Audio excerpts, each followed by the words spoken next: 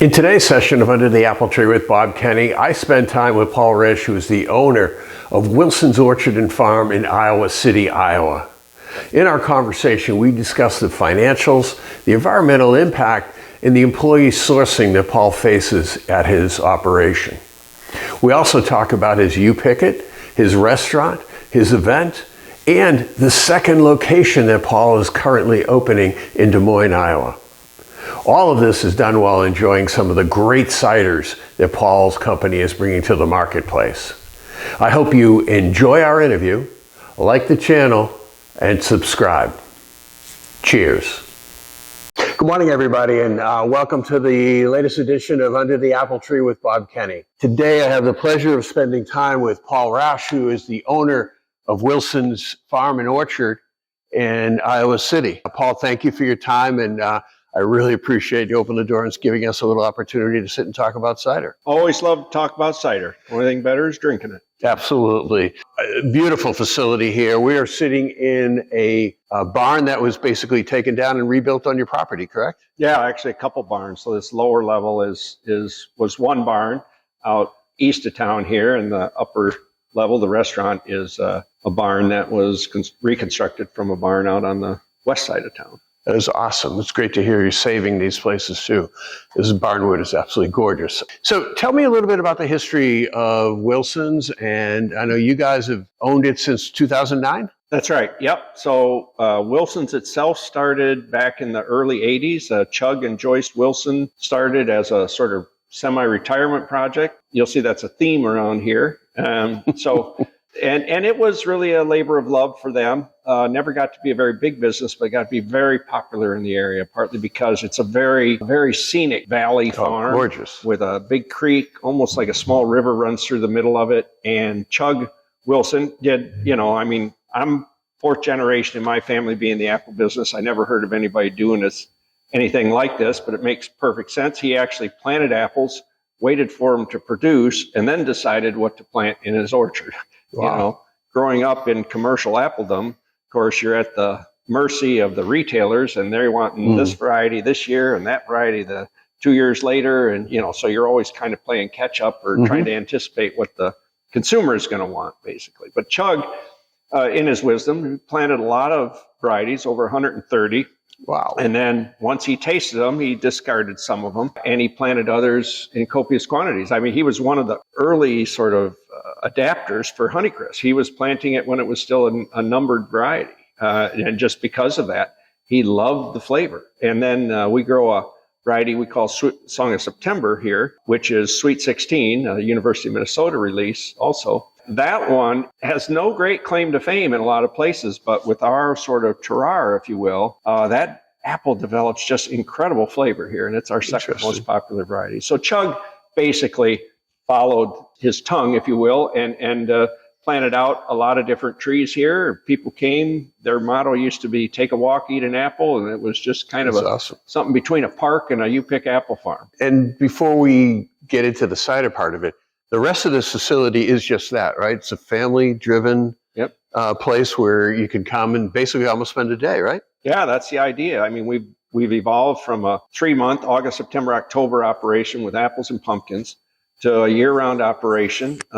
We have basically 3 legs to our business. One is sort of direct-to-consumer, mostly U-Pick, starting with tulips in late April, and then into strawberries, and then raspberries, blueberries, early apples, late apples. We have sunflowers, wildflowers, pumpkins, and then Christmas trees. So it's a year-round operation. That's one leg. The second leg is food service, where we do events. We have 2 restaurants on this site, and we do, it's sort of fine dining upstairs. Very, very focused on using everything we can locally during the season. And I know a lot of people say that, but our chef is really, really committed to that. And then we do a lot of events in this downstairs space. And then the third leg of our operation is really cider, sweet and fermented ciders. And we do that out of our other farm, which is about 7 miles from here. Okay, great. As I said, it's a full day. Come in, enjoy, sit down, have some food, have some drink. So let's talk about the cider business. Now, you've owned it since 2009, the farm. That's right. Okay. And as you mentioned, it's not just this facility here, right? You've got multiple locations? We actually have another location 7 miles from here in Solon, and that one we actually planted in 2007. We moved, my wife and I moved back and our kids from overseas and planted ourselves here in Iowa. We tried to buy Wilson's, and that kept falling through, so we ended up buying a piece of ground that eventually, well, we planted an orchard there with the intention of developing a little U-pick. This was our semi-retirement project as well. And then the owners here, Chug Wilson, he had a heart attack and then he wanted to sell. So that's how we ended up with 2 orchards. Okay, great. But that's where that's our cider making facility is over there. We have another 25 acres of apples over there. Okay. How did you get into making hard cider, which is what the focus of what we're going to talk about today? Yeah, so I sort of, as I said, I grew up in commercial appledom. In the 1990s, it was a tough time in the apple business. We lost about 30% of our growers, same as the 80s crisis in corn and beans. It sort of took a while, but it trickled into apples.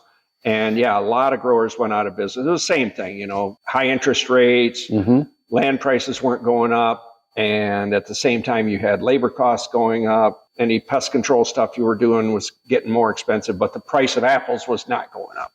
Forced a lot of people out of business. Okay. And especially in Michigan, where a big part of the production was based on processing, whether for juice or for peelers, as we call them, bakery apples. But by the 90s, it became very, very hard to make a living growing processing apples. Long story short, I was running one of the bigger apple operations in the country at that time down in southern Michigan, and it just wasn't working. We were killing ourselves, not making any money. I took a trip to England looking at the hard cider business. I wanted to stay in apples, but I wanted to do something different. And I liked that quite a bit. But then I also took a trip to China at the same time through a college friend. So I was at that time deciding between hard cider or go to China and start a juice business, and we ended up going to China. But that was the first thoughts I had about hard cider. Okay. At that time, hard cider in the U.S. was woodchuck. That was it. Absolutely. And woodchuck was an English cider, a traditional one, quite dry, and really unappealing to most Americans. It took Angry Orchard to come in with a sweet cider that really opened people's eyes to cider, and an American style cider. Okay, so fast forward a while, we spent quite a few years in China, moved back here, and I still had this idea about doing hard cider. Okay. And so in 2010, we started making sweet cider. 2015, we started making hard cider. Yeah. And then in 2018 or so, we actually planted 5 acres specifically for hard cider, apples for hard cider. And were those the first trees that you planted or had on your facilities that were totally just for cider? Yes. Okay. Yep. Okay. Yep. Fast forwarding from 15 to 23, how many different styles of cider do you make now? So we make 3 different ranges. Delicious. Yeah. So that one is actually produced. We have 2 brands. That one is Sutliff, and that's the only cider we make for them. But that was actually one of the first ciders in the Midwest. Really? And it's certainly one of the first in the upper Midwest, if not the first. Yeah, he started early 2000 producing a cider. He came out of California, worked for an aerospace company here that brought And who is he? Scott Irwin was his name, and the company was Sutliff, which is the name of a small community here. Okay. And it's a really brilliant cider. It's quite carbonated. It's not overly sweet, but it's got enough back sweetening to make it worthwhile. It's made strictly with dessert apples. That continues to be a popular seller for us. But most of our other ciders fall into 3 camps. One is, these in the front are our main sellers. They are semi-sweet. It's what the market seems to want. You give the market what you want. So we have 8 varieties of that now, raspberry, variously covering the fruits. And then there's a Honeycrisp, which is a semi-sweet apple. And then we have a seasonal series, the Cider House series, and that one is more specific, way less sweet. We do a little bit of back sweetening in that, but that one is really apple forward stuff. Some of it is slightly oak, but really that one's about the apples. And most of that features our premier apple for us is Gold Rush. We use a lot of Gold Rush apples we grow a lot and we use a lot in our ciders.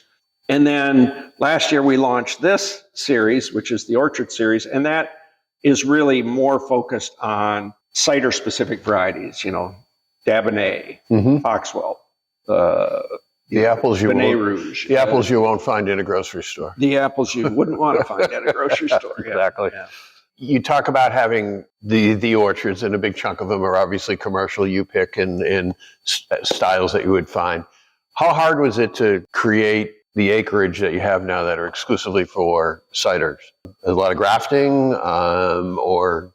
Well, we bought pretty much of the trees, but Okay. the first thing you find out when you're trying to, whether it's for you pick orchard or for cider varieties, is when you stray out of the norm, when you stray out of those 10 varieties that the public seem to want in the grocery stores, your ability to get decent quality trees out of a nursery goes down in a hurry. Okay. So we've actually gone now to grafting most of our own, just because it's not actually that much cheaper for us in the long term, because we're not that good at it, but we can grow a better tree than what we're getting out of some of these really small nurseries.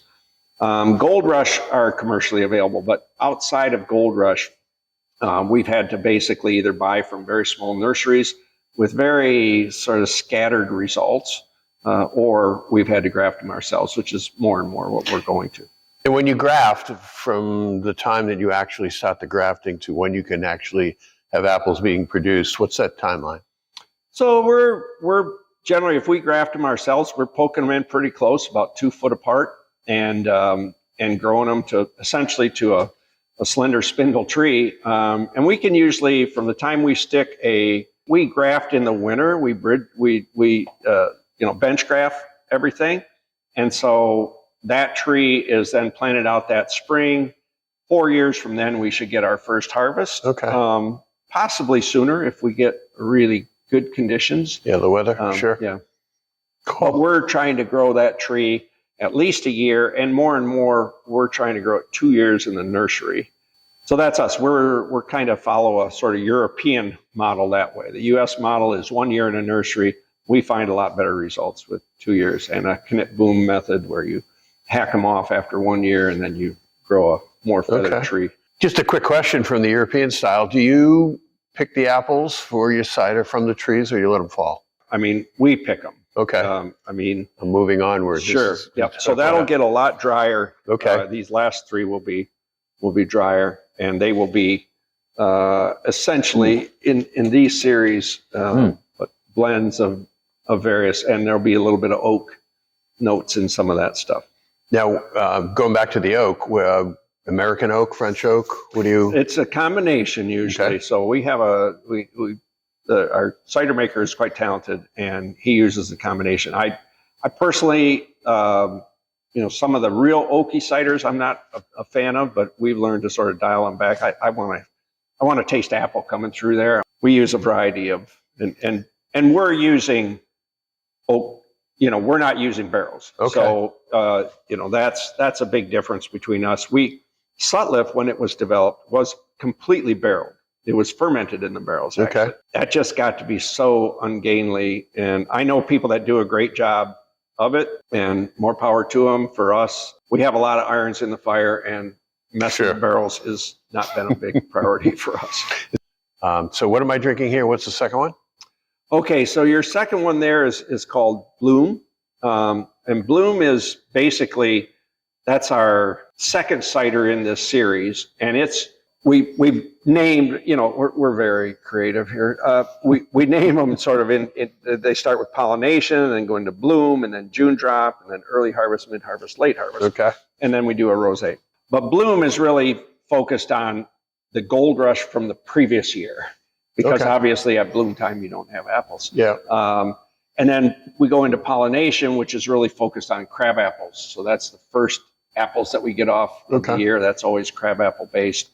And then we go into June drop, which tends to have a little bit more of the English cider apples in it. Mm-hmm. And on we progress. The late harvest one, I think, so you have bloom, mid harvest, and late harvest. If I'm not terribly mistaken. Absolutely delicious, by the way. They're excellent. All your apples, do they all come from your orchard? No, not necessarily. Okay. In this series, our apples come from our orchard. Okay. I say that. There's another local orchard that produces cider apples as well. Okay. And we do get apples from him, especially crabs and some others. And he's a great guy, and been a big help. But yeah, I mean, if it's dessert apples, we don't grow near enough to do everything we do. We also have a significant, for us, sweet cider business. So we bring a lot of apples in from Michigan or Missouri. Okay. This series here, is it all pressed at your other farm? Yep. Okay. Yeah. Awesome. This is a great time of the year.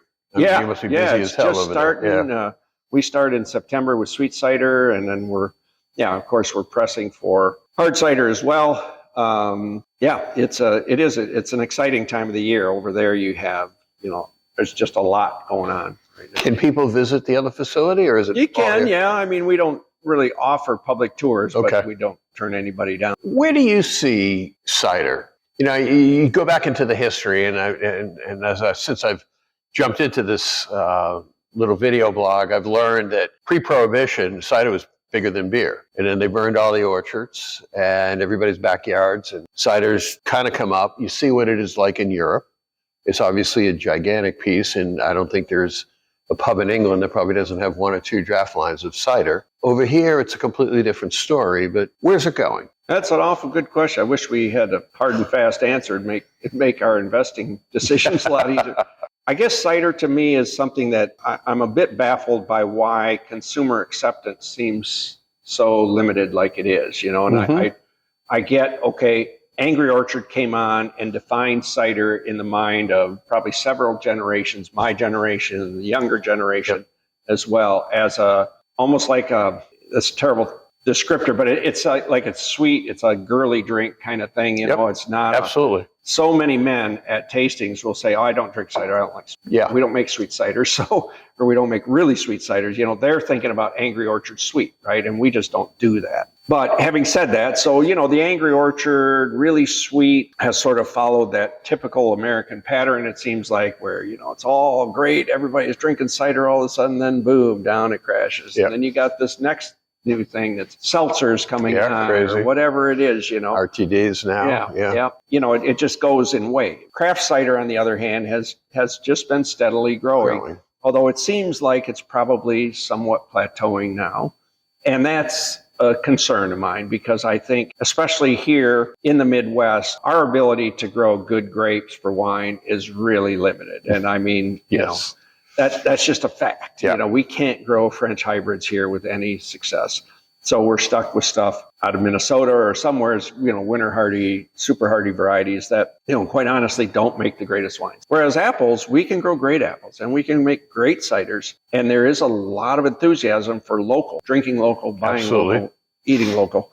It just seems like we've sort of stalled a bit in terms of cider and its ability to continue to expand outward. And reach more audiences. We do run into lots of enthusiasts, but I mean, I think the backstory of cider, like you said, pre-Prohibition, traditions with, going back to John Chapman, Johnny Appleseed, and the pioneer days, my dad's own generation grew up, he talks about in first grade, we grew up in a sort of German Catholic community, and there were kids that came to school with cider, hard cider, in first grade. It was watered down, but that's what they drank. It was better than the water, probably back then as well. Exactly. I mean, there was a lot of issues with the water, but I've heard those stories. I wholeheartedly agree. I think that seltzers kind of got in the way of the growth that was happening to cider at that point. But I mean, even seltzers are falling off, and they moved into the ready-to-drink cocktails. And I wholeheartedly also agree that the craft side of the business is the side of cider that's growing.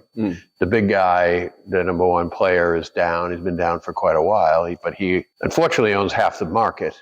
And I just think that, to me, once you get people, exactly to your point, tastings I used to do you like sweet, do you like dry? I can give you this, or I can give you this. People who like white, dry wine are kind of blown away how good cider is. Or can be, certainly. Yeah, absolutely. It can be as dry as the best white wine that's on the marketplace. Yeah. And the difficult thing is that really, to make great ciders, what I consider to be great ciders, are you really need apples with some tannins in them, at least somewhat.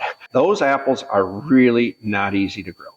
I mean, our own experience is really, for the Midwest environment, they bloom easily 2 weeks to 4 weeks after traditional varieties. So, so that means our number one worrisome disease is fire blight. Fire blight is a disease that happens if you have a combination of 4 things, but one of them is temperature, and that's generally the restricting thing. So they have to be Interesting. It's mostly a problem when the flowers are open and you get the right amount of moisture. It can even be a heavy dew, and you get the right temperature. For a lot of our varieties, they're blooming before we tend to get those temperatures, but for these cider apple varieties blooming later, they tend to come later in May when our average temperatures can be up there. So they are fire blight magnets. That's the first problem. Second problem is they tend to be very alternate bearing, most of them. So they'll bloom heavy one year. Right, sure. And biannual? Yep, very biannual. And the third thing about them is they're quite small usually. So that you need a lot of them. There's a lot of labor to pick them. And, you know, I mean. Now, how do you pick them? Do you pick them? We do pick them. And I know, you know, there's plenty of reasons that we could consider shaking them. But, you know, we grow everything on dwarf trees anymore. And that's another controversial thing because there's a good case to be made for not doing that because the cost is quite high. Well, it's just, you know, the cost of developing a dwarf orchard with a couple thousand trees the acre is $30,000 an acre. Pretty easy. I mean, on the West Coast, they're doing 50, 60,000 an acre. So when you know, if you grow them in semi-dwarf, you're just going to wait longer for them, but your cost per acre is going to be a lot less. You don't have trellising. If you're going to shake them, a semi-dwarf orchard is a lot easier than a dwarf orchard. I don't know. I mean, I think with robotics and stuff, that question's going to go away too long. But can a small guy afford, you know, I was just going to say, you got to buy the equipment. $200,000 picker? I don't think so.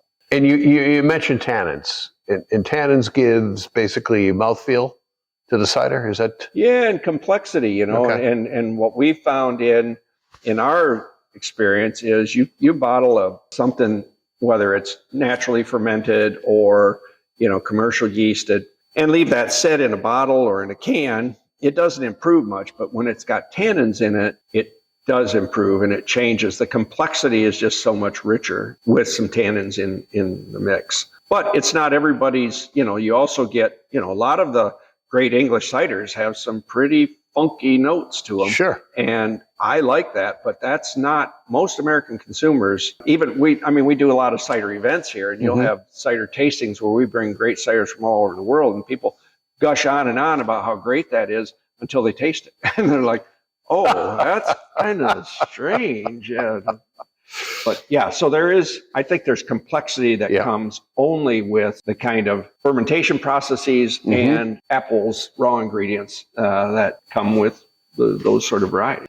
So going back to tannins, so tannins primarily come from the apples that you don't see in the stores. Is that true? That's right. Cider apples. And how many varieties of cider apples are you? We grow about 20 probably, but we really grow mostly 2 or 3 varieties. You know, Davonnet, we like Davonnet. We like Yarlington Mill a lot. Benet Rouge, we like quite a bit. Benet Rouge is not easy to grow. And then we have sort of test blocks of other varieties that we're sort of experimenting with actively. We're still trying to figure out how to make money. I'll be quite honest with you, how to make money at the ciders that we want to make. And it's not like falling off a log. It's not that easy to do that because, especially here in the upper Midwest, there's just not that robust a market for that kind of cider. Which is crazy. I mean, I that's mind-blowing to me. I just don't understand it. But going back to that question, is this a rosé? Is that red flesh? It will be someday. We're planting some of those. Because there's not a lot of them around, No, right? There's not a lot of them around. Michigan State's done a great job of starting to develop some new ones that will be exciting, or are exciting. This one is actually Aronia. The color comes from Aronia. So Aronia is pretty much a native fruit. Grows like crazy. It's like ostriches, right? Everybody wanted to get in the ostrich business. Everybody wanted to be in the Aronia business. Turns out it's really easy to grow Aronia, but people don't really like it very much. What's it look like? I've never even heard like a wild blueberry almost. But it's very bitter. A lot of astringency to it. So that's Gold Rush. This is Gold Rush. That's this one. Okay. Yeah, that's one is we're pretty happy with. Best part of my job, by the way, is sitting here sampling these. No, absolutely excellent. So you're into obviously both sides of the business. The more sweeter side, your core business, and then the 750s. You do draft as well. Yeah. Okay. Do you have a distributor? Yes, we do. Yeah. Who's your distributor here? So we have, and you are more states, or are we just here? just here. Okay. We're just in Iowa. Yep. So we work with the Bud House in Iowa, basically. Okay. Dahl is the Dahl Distributor, sure. I know the Dahl family. Okay. Yep. From my previous lives. Yep. Yeah, Dahl has almost the entire state, I think, by now. They used to, I mean, they used to be pretty much central in western Iowa, Exactly. but with this acquisition, they've sort of started to move into 7G's territory in some ways, not with the Bud line, but with the other products. Sure. Now, how do you teach them to sell? Poorly, actually. We're not that good. I mean, working with a distributor is, to my way of thinking, the main way that we shoot ourselves in the foot. We're forced into it because liquor laws are liquor laws, and you can't really fight them. But honestly, training them is very difficult. Getting them to go out and actively get tap lines is very difficult. Do you go to their meetings and teach them? And the same way you do public, right? Yep. Yeah. And we have a small sales force, 3 people. Okay. And they're pretty active. That work for you guys. Yeah. Oh, cool. For us. Yeah. Beyond that, how do you, because to me, the easiest way to sell cider, as we talked about a little bit earlier, is putting it across people's lips. Yeah. Do you do a lot of festivals, shows, tastings, whatever? That's a big part of our, Okay. We have a person in central Iowa and one here in eastern Iowa, and that's a big part of their task is to get cider in people's mouths. A lot of festivals, tastings in Hy-Vees, wherever we can. Yep. Wherever we can and however we can. And I will say Dahl has been really, really good to work with. Coming out of those tastings, what do you hear? Well, we hear all good things, to be honest. I mean, it's like, if you can get a guy to saddle up to the table, he'll be like, God, I didn't know cider. I like this. This is not, this is not what I expected, kind of. Yeah. That's probably the most consistent thing that we hear. With a lot of customers that are regular cider drinkers, a lot of them tend towards female, but not all. They will be like, yeah, I know you guys' stuff. It's great. Keep doing it, blah, blah, blah. I think that's the thing, too, is that it surprises people, one. And two, it's the conversion rate. How do you get them from that festival or that sampling to step up and buy it, not once, but consistently? And that's the hardest part. Gluten-free thing helps quite a bit. Sure, especially nowadays. But more and more, I think it's also about the sort of light. People are drinking light beer and light everything. Well, cider's light by its nature. Absolutely. That's what I like. Have we promoted the cider industry? Promoted the aspects of health enough? No, not nearly. Okay. Not nearly. I mean, I think there's a lot of potential for, polyphenol research, and stuff, especially as you get into these tannic ciders, and the polyphenol attributes of that, just like red wine, remain to be announced to the world, I think. How has the reception been? It's just your new line, because that line's only been on for a couple of years, right? 1 year. 1 year. We sell a lot of it ourselves at our farm market. Okay. But out in the general public, it doesn't. Where does it wind up on the shelf? Does it wind up in the wine area? In the wine areas, generally, yep. And do people recognize it as a cider versus a wine? I can't say that we've done a good enough job differentiating it. Yeah, I don't know that for a fact. But, it's really better restaurants and wine shops and stuff like that tend to be interested in this. Okay. And it's delicious. I mean, these I've had were awesome. Every time that I've stepped up and had somebody's drink that's in a 750, it's just, no offense to these brands, it's just a different category. And to me, that's where the cider world belongs. You mentioned draft. Which one of these are in draft? Yeah, I mean, we do a limited amount of this. None of this stuff's in draft. Right. I wouldn't think so. But mostly it's this stuff. And mostly it's, blueberry, Honeycrisp, cherry. Peach. Yeah. Those are the core. We tend to do most of our draft business is based on somebody not wanting to have Angry Orchard or being interested in something beyond Angry Orchard, but they're not willing to go too far unless it's, a tap house or something, making some nice beers and saying, okay, we'd like a couple of ciders. Sure. That would be great. How do you break through? I mean, this is the frustration part, because I'm hearing it from everybody that I talk to. It's hard to get that draft line, because I think this ciders belong on draft. Cider is better on draft if it's in a place that takes care of it. Tap house would. It's so hard to get that piece of real estate. Yeah. And to me, once you get it, then you got to hold it. You got to get the pull, and whether that's events or whatever you need to do at the places to make it happen. But to me, that's the way cider should be served. I love it that way. If I have my choice, this is my style, the big bottles, the 750s, the dry ciders. It's just great. I've had the opportunity to go to Europe, and I've had a few of theirs. It's just a totally different world. It is, and I agree with you. On tap, some of these British or English pubs, I mean, it's Spectacular. Spectacular. It is. It really is. What else do we need to know about Wilson's? Well, one of the things is that we also raise sheep, and so that's and the sheep are actually part of the cider process. They were brought in to eat the pumice. Oh, really? Yeah. Okay. I was going to ask. Yeah. What do you do with that? Yeah. So okay. So that's what we do with it. We feed it directly to sheep, and then the sheep end up in the menu upstairs. Oh, awesome. So that's one interesting thing about us. And I think as we go forward, we're really trying to figure this thing out about like, how do we take our passion, which is really the drier stuff? Sure. How do we make a business out of that? And I think a lot of people are struggling with that right now. I agree. I mean, obviously, you can say, okay, well, you can sell it to people in Illinois and all over, but there's a lot of people doing that. Sure. And there's a lot of cideries in the world. We're not quite sure about that part of the business just yet, but we have the apples planted, and we're certainly going to continue to make them, if for nothing else, in our own properties. We're opening another orchard in the Des Moines area. I was going to ask about your expansion. It just happened in April? It will happen. It'll be open next April. Next April. Next April. Okay. Yep. Okay. So we've got the orchard planted, strawberries, blueberries, raspberries, all planted. Yeah.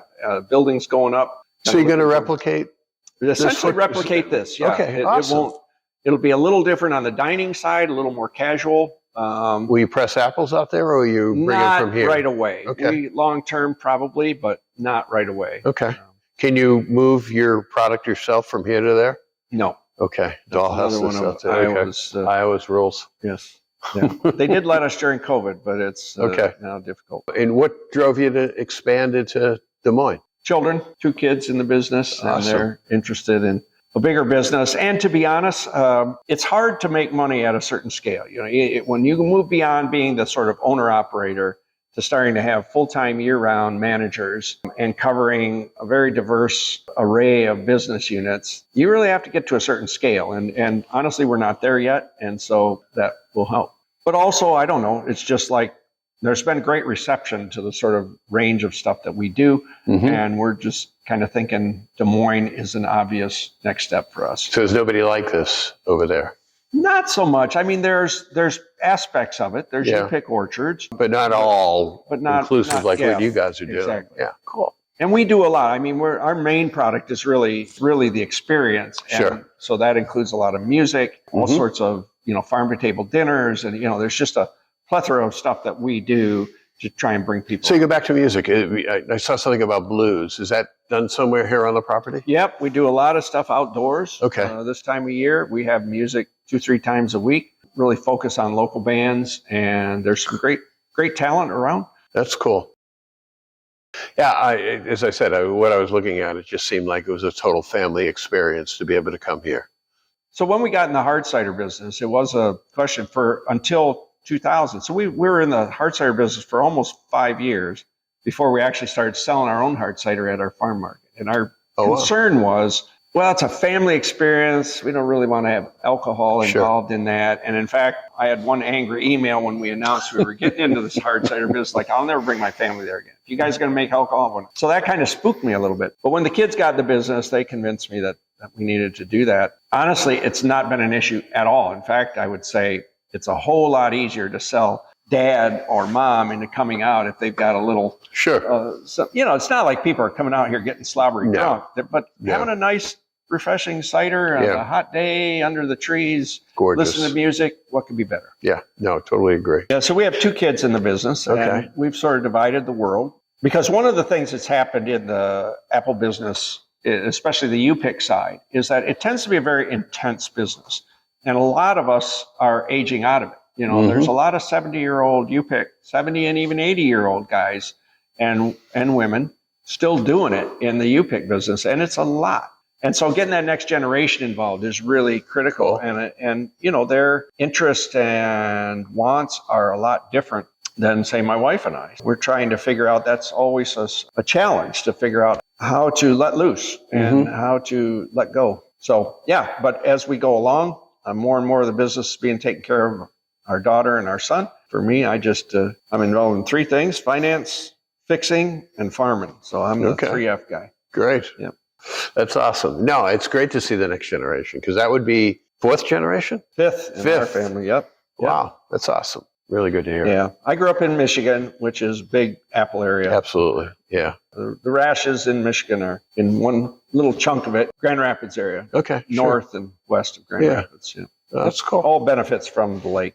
Yeah, that's the water. And Well, I'll tell you one thing I'd like to talk a little bit about. Sure. So one of the things that growing up in the apple business, you really start to see two things that were met with a lot of resistance. One was better labor practices, and the second was more sustainable pest control processes. And that's a struggle for us, both of them. Number one, the labor thing has become quite acute. You know, when I grew up as a kid and a teenager, we had these migrants coming in, generally from Mexico. They would start in oranges and work their way up north. And when they got up to us, they were put in, what was honestly pretty squalid condition. And, there was a lot of pushback to any government regulations and stuff like that. Right. So ended up, that's what happened. We got regulated and got forced into, and rightfully so, and at the same time, of course, the whole migrant thing changed quite a bit. Yeah. And now we're pretty much all using H2A. We're very fortunate. We have a stream of people from Ukraine.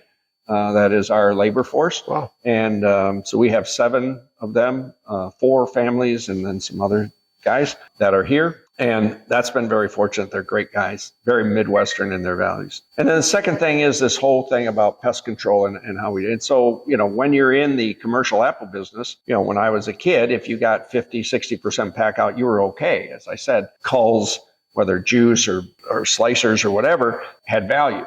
Now that value, it's come back a little bit lately, but generally speaking, you can't make money at that anymore. So you got to grow perfect apples. You want 95% packouts, 90% packouts. Wow. That requires a lot of time on the sprayer. In threading that needle for us, because we're not that interested. We've got customers, they don't require an absolutely spotless apple. Of course, they don't want to see a worm in it or a rot or anything like that, but they're more interested in the experience, and the flavor is part of that. So we choose varieties that are flavorful.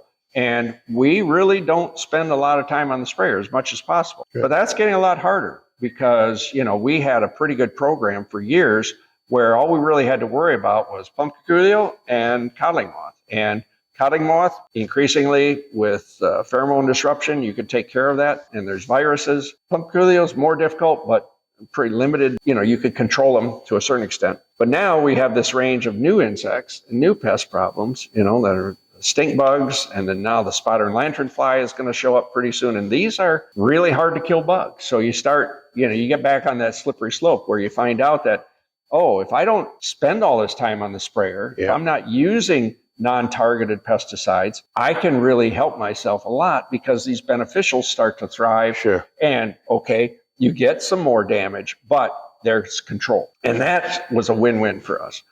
Whereas now we're really there's a lot of trepidation on our part, like what's going to happen when we're starting to see stink bug damage, which stink bugs are really hard to kill. And so you're going to throw maybe pyrethroids or something at them. While it's not that terribly bad against humans, the effect on our native or our beneficial insect population. So these are some of the things we struggle with because we believe very strongly in regenerative agriculture. We believe very strongly, not just as a PR thing, but we believe that we should be able to do a hell of a lot better in farming with the technology and the knowledge that we have now. And so we really struggle to see how to carry that forward. And I think that's a challenge that in the days of old, like I say, we were almost forced into pesticide regulation. We were forced into labor regulations because we had our heads buried in the sand. Sure. And I see a lot of the same reaction right now, where people are saying, well, we need all these pesticides. No, what we need is figure out ways to be smart. We're able to figure out how to get to the damn moon and all this other stuff. We ought to be able to figure out how to control without using these toxic poisons, a lot of these insects. Absolutely. Now, you do a lot of work with the universities on this, or? Yes, indirectly. We keep tabs on them, but really a lot of the good information comes from grower groups, whether it's IFTA. We think growers are the best source of information. Okay. Cool. And trial and error. We make a lot of mistakes. we try to learn from them. Which is great. Paul, what's the address here that you want to tell people? Email, website? Yeah, check out wilsonsorchard.com. That's our website. That's really the best way to look at what we do. It's a pretty comprehensive website. We're always updating it. Got some great videos up there too. There's that. We're on Facebook, Instagram, all that kind of stuff. If you want to come visit us in person, that's the best way. And we're just north of Iowa City on Dingleberry Road, 4823 Dingleberry. And that's where we're at. Well, Paul, I want to thank you for your time, your insights. The facility is absolutely gorgeous. For those who have not had the opportunity to come out here, please do try some cider. Goal of this video blog is basically to hopefully encourage people to step up and try cider that's not one of the big national brands, and start to once again grow the awareness and, net, hopefully grow the volume. Let me say to you, cheers. Cheers. I totally appreciate your time and insights today. Thank you. Appreciate the opportunity. I hope you enjoyed that interview and will join us again for the next segment of Under the Apple Tree with Bob Kenny, when we visit another one of our great American cideries. Don't forget to like the channel and subscribe. Cheers.